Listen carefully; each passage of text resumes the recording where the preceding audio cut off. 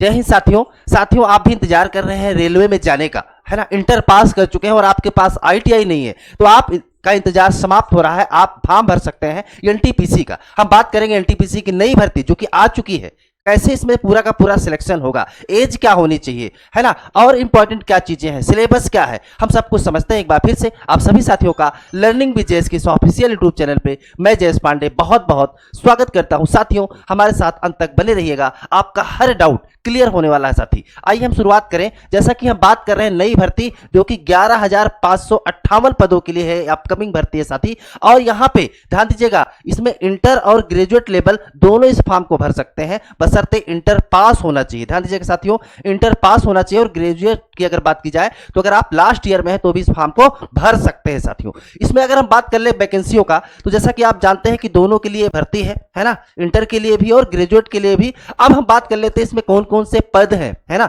Railway में आप जाएंगे तो कौन कौन से पद आपको देखने को मिलेंगे।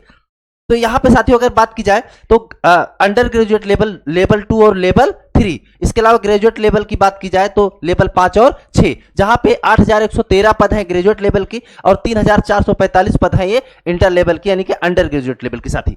अब अगर बात की जाए यहाँ पे वैकेंसी कौन कौन देखने को मिलती है, तो यहाँ पे यानी पद कौन कौन से हैं, तो अगर अंडर ग्रेजुएट की बात की जाए तो जूनियर कलर कम टाइपिस्ट, अकाउंट्स कलर कम टाइपिस्ट, ट्रेन कलर, कमर्शियल कम टिकट कलर, मतलब अच्छी पोस्ट होती है, आप ये समझिए। इसके अलावा ग्रेजुएट लेवल में स्टेशन मास्टर, भाई अच्छी खासी पोस्ट मानी जाती है ना।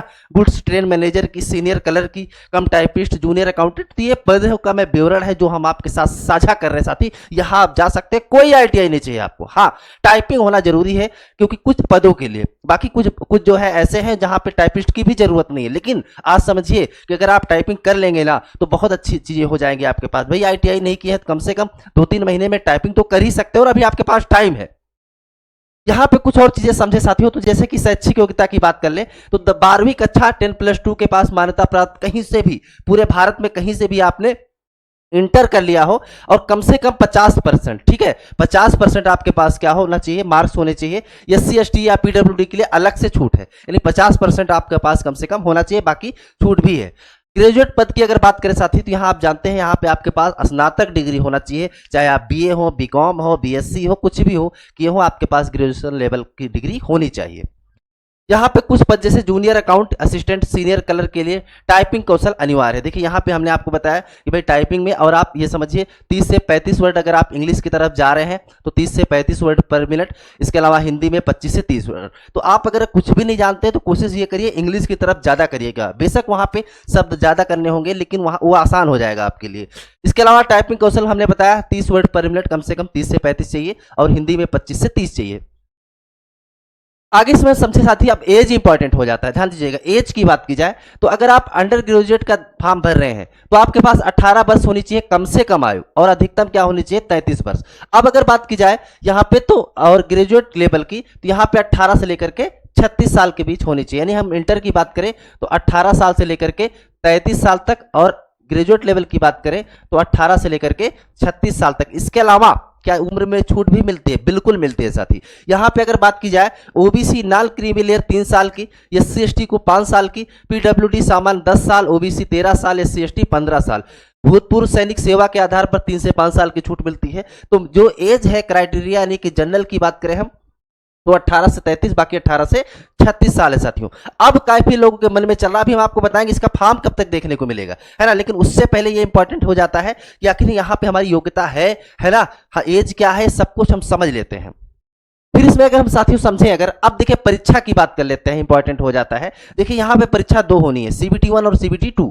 तो सीबीटी 1 होगा, ये सिर्फ क्वालिफाइंग मार्क होगा, यानी कि जो आपकी मेरिट बनेगी, यानी परीक्षा 2 होगी। इसको आप ऐसे समझ लीजिए जैसे प्री और मेंस होता है, ऐसे ही सीबीटी 1 और सीबीटी 2। सीबीटी 1 इसलिए क्योंकि इसको कहा जाए क्योंकि कंप्यूटर बेस्ड टेस्ट होता है। ध्यान दीजिएगा साथियों, तो कंप्यूटर बेस्ड टेस्ट है, यानी सीबीटी 1 की बात करें तो यहाँ पे प्रश्न 100 होंगे, 100 अंक मिलेंगे, समय 90 मिनट मिलेगा। ध्यान दीजिएगा साथियों, ठीक है, 90 मिनट पीडब्ल्यूडी के लिए, यानी कि जो पीडब्ल्यूडी के कैंडिडेट है उनको जो है 30 मिनट, आधे घंटे अतिरिक्त दिया जाता है।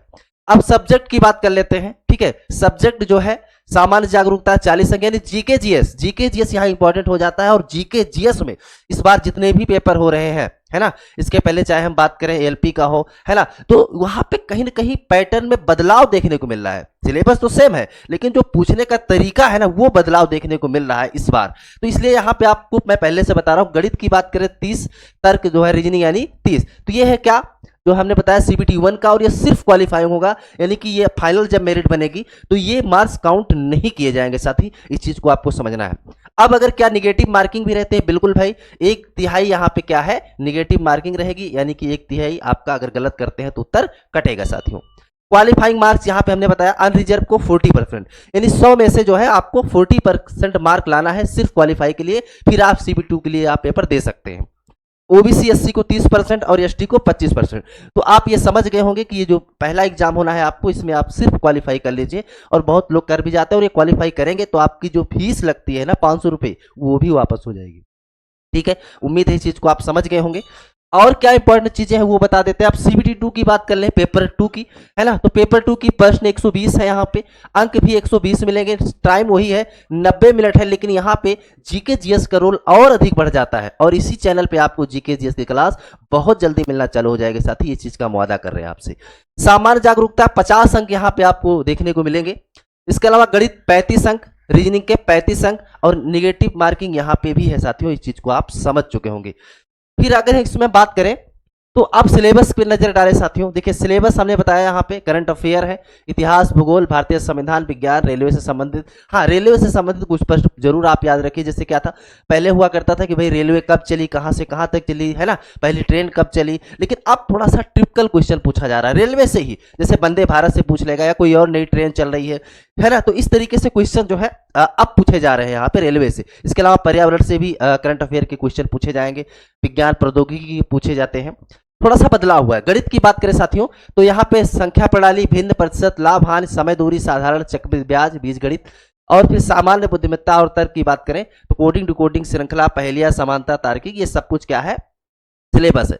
अब अगर बात की जाए इसका फॉर्म आपको कब देखने को मिलेगा साथियों, तो जैसा कि बात की जाए रेलवे द्वारा कैलेंडर जो 2024 में जारी किया गया था, तो इसके लिए साथियों आप मान के चलिए इसका फॉर्म आपको देखने को मिल जाएगा जुलाई 2025 में। साथियों ध्यान दीजिएगा, इसका फॉर्म आपको कब मिलेगा, जुलाई 2025 में। ये वीडियो हमारा बनाने का मकसद ये था कि अभी आपके पास टाइम है, जैसे अभी अप्रैल चल रहा है तो अप्रैल, मई, जून, जुलाई, लगभग 4-5 महीने हैं फॉर्म आएंगे, फिर आपको 3-4 महीने लगभग अक्टूबर तक इसकी जो है परीक्षा होगी, तो आपके पास लगभग 7-8 महीने का टाइम है।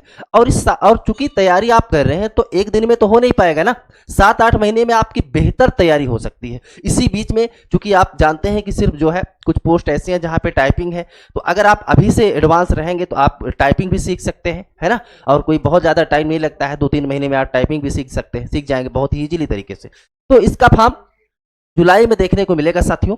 और ऐसे ही इंपॉर्टेंट वीडियो इस चैनल पे आपकी कोई अपनी राय हो, है ना, किस भर्ती का इंतजार कर रहे हैं हमें कमेंट करके जरूर बताइए, ताकि जैसे ही हमारे पास अपडेट आए हम आपके लिए वीडियो बना सकूं। साथियों आपका अपना परिवार है, नए हैं तो चैनल पे जाके सब्सक्राइब करिए, वीडियो को लाइक करिए, शेयर करिए दोस्तों में। बहुत जल्द आपसे नेक्स्ट वीडियो में मिलते हैं, तब तक के लिए आप सभी साथियों का बहुत बहुत धन्यवाद। जय हिंद।